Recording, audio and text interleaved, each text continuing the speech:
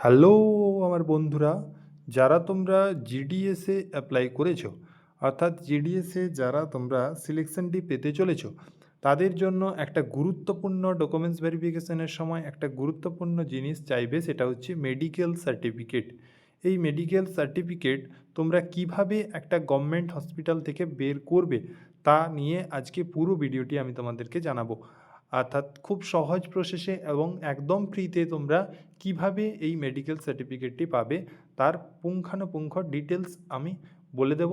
তোমরা কিন্তু কাল বা পরশু অবশ্যই হসপিটালে গিয়ে তোমরা কিন্তু অবশ্যই তার প্রসেসিং শুরু করে দাও, তাহলে কিন্তু তোমাদের মেডিকেল সার্টিফিকেট পেতে খুব একটা দেরি হবে না। ওকে, দেখো, তোমাদের এই যে মেডিকেল সার্টিফিকেটটি খুব খুব গুরুত্বপূর্ণ, না হলে কিন্তু তোমাদের সিলেকশন হবে না। এই মেডিকেল সার্টিফিকেট তোমাদের দেখাতেই হবে। আর এই মেডিকেল সার্টিফিকেট পেতে গেলে তোমাদের জেলা সদর হাসপাতাল বা একটু উন্নত মানের হসপিটালে যাবে, দিয়ে সেখানে তোমাদের যে আউটডোর রয়েছে সেই আউটডোরে গিয়ে তোমরা যে বিভিন্ন ডিপার্টমেন্ট রয়েছে সেই ডিপার্টমেন্টের প্রত্যেকটা ডাক্তারকে তোমাদের কিন্তু দেখাতে হবে। তোমাদের হেলথের জন্য তোমাদের কিন্তু দেখাতে হবে। তোমাদের এই যে দেখানোটা, এটা কিন্তু তোমরা আগে হসপিটালের অফিসে গিয়ে কথা বলে নেবে যে কোন কোন ডাক্তারের কাছে তোমাদেরকে দেখাতে হবে, তানারা বলে দেবেন। এবং যদি তোমাদের এই ফরম্যাট দেওয়া থাকে তাহলে সেই ফরম্যাটটা নিয়ে যাবে, নয়তো কিন্তু ওরা হসপিটালের তরফ থেকেই একটা ফরম্যাট দিয়ে দেবে।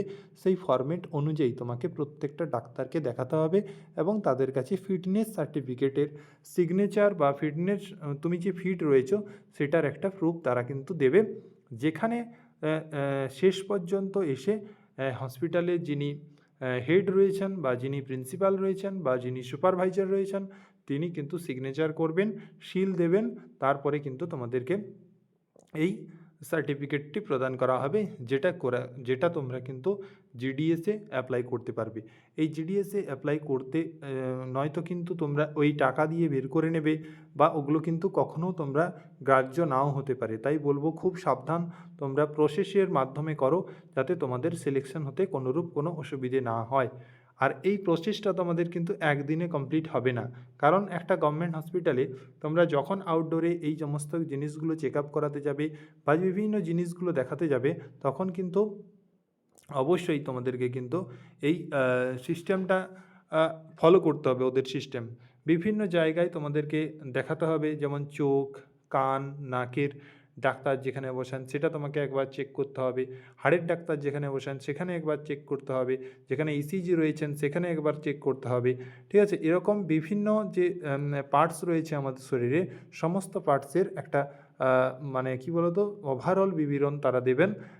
দেন তোমাকে একটা শেষে তোমাদের যে সার্জেন্ট রয়েছেন, অর্থাৎ সমস্ত রোগের যে চিকিৎসা করে থাকেন, তেনার কাছে গিয়েও তোমাদের কাছে সিগনেচার করিয়ে তারপরে সেটা তুমি যখন অফিসে নিয়ে যাবে, অর্থাৎ হেলথ সেন্টারের অফিসে, অর্থাৎ হসপিটালের যিনি প্রিন্সিপাল রয়েছেন বা হেড রয়েছেন বা সুপারভাইজার রয়েছেন, তিনি কাছে গিয়ে তোমরা এর শিলমোহর বা সেকেন্ড সুপারভাইজার বা যিনি একজন পার্মানেন্ট প্রিন্সিপাল রয়েছেন তেনার কাছে গিয়ে তোমরা কিন্তু এই হেলথ সার্টিফিকেটটিতে বা মেডিকেল সার্টিফিকেটটিতে সিগনেচার করিয়ে আনবে, তাহলে কিন্তু তোমরা সেটা জমা দিতে পারবে এবং তাতে কোনো অসুবিধে তোমাদের হবে না।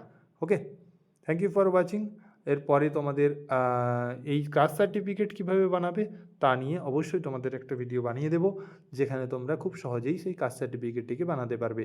এরকম তোমাদের অথেন্টিক আপডেট পেতে অবশ্যই চ্যানেলটিকে অবশ্যই সাবস্ক্রাইব করে নেবে এবং টেলিগ্রামে জয়েন থাকবে, যাতে তোমাদের যখন যা লিস্ট প্রকাশিত হবে প্রত্যেককে টাইমে যেন পেয়ে যাও, তার জন্য অবশ্যই টেলিগ্রামে জয়েন থাকো।